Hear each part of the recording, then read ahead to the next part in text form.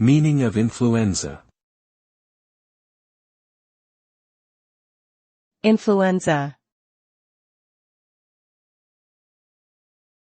Influenza. Influenza.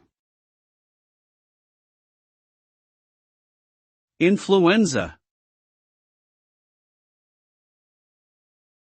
Influenza is a highly contagious viral infection that affects the respiratory system, causing symptoms such as fever, cough, sore throat, fatigue, and body aches.